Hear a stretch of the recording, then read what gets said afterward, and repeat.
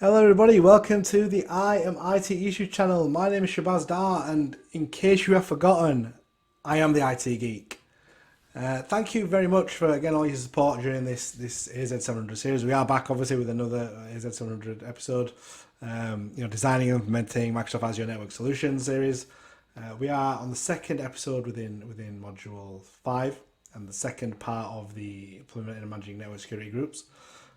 Same as always, myself doing the theory, Mohammed Sajid doing the lab. This is a bit of a shorter episode because obviously, hopefully, Saj will cover a lot of good topics in the lab. So without further ado, let's get started. As I mentioned, we are on the securing network connectivity to Azure services module, which is module 5. Today specifically, we're going to talk about part 2 of the implement and manage network security groups. And talk about associating an NSG to a network interface card first, or a NIC. Talk about creating an application security group, and then I'll hand over to Mohammed Sajid to do creating and configuring NSG rules. So let's talk about creating an application security group first of all. So application security groups enable you to configure network security as a natural extension of an application structure, allowing you to group virtual machines and define network security policies based on those groups. Application security groups, like anything else, have certain constraints, including the following. There are limits to the number of application security groups you can actually have in a subscription, as well as other limits related to application security groups. All network interfaces assigned to an application security group have to exist in the same virtual network. And the first network interface card assigned to the application security group in it. I'll give you an example.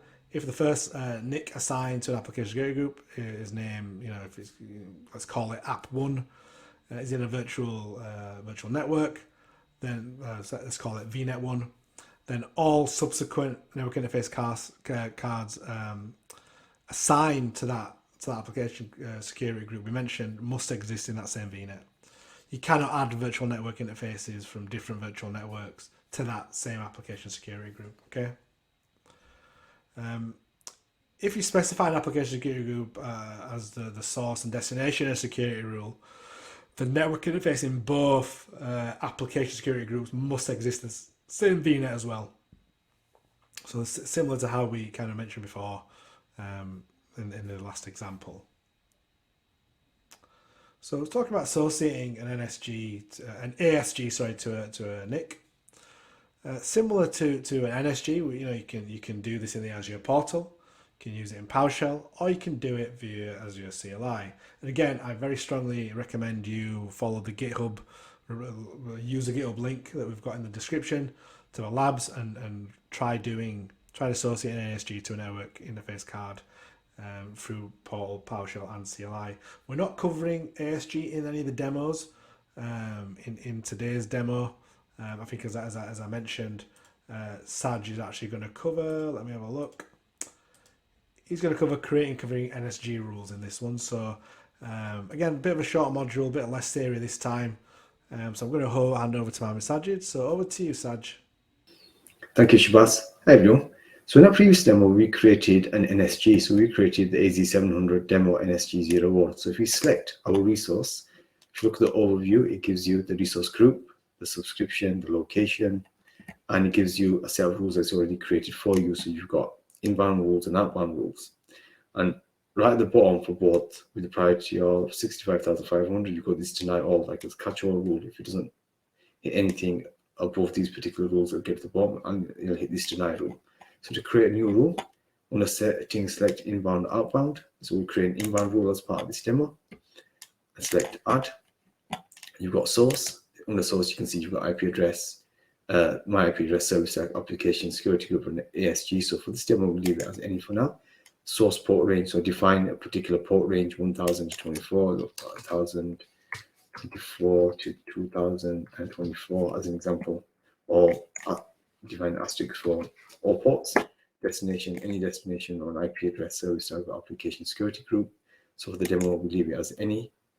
And custom service. So if you look at the service, you've got HTTP, HTTPS, SSG, SMTP DNS, as an example. So if you select one, it pre-populates some of the information for you. So it's a destination port range 443 because we selected HTTPS.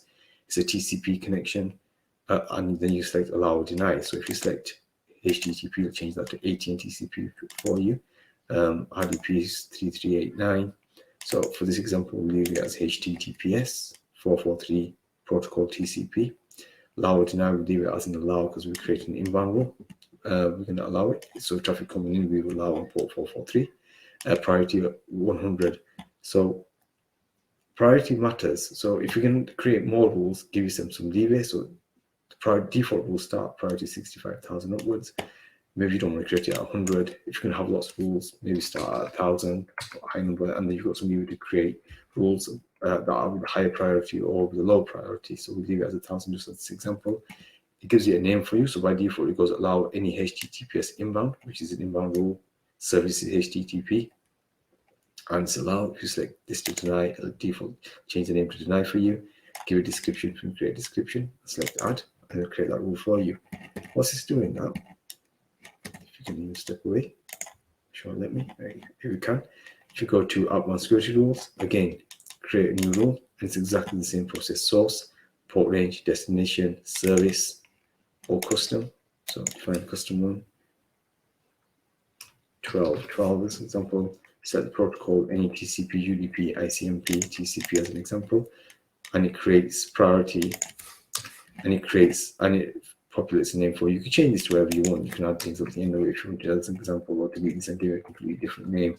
It's part of your naming convention. Leave it as default, allow any custom 12 outbound, give it a description, select add, and I'll create a new rule for you. And that's how you create rules within the NSG inbound, outbound. Thank you for watching. Back to you, Shabazz. Thanks, Saj. Again, just kind of following on from the last episode where we did NSGs, I thought it'd be better to kind of follow that topic to look at NSG rules. Again, there's loads more labs that you can do, so by all means follow those. We're not going to be able to cover all the labs in this series, but that's the whole point in giving you a link to the GitHub repository. You can follow them yourself. So again, mine Saj your socials in there. Give us a follow. Drop us a line, tweet, DM, whatever. Ask us any questions, drop us a comment on the video. Do not forget to like the video. Do not forget to comment on it. Don't forget to subscribe. If you're not subscribed, why not? What am I doing wrong to not make you want to subscribe? Please let me know.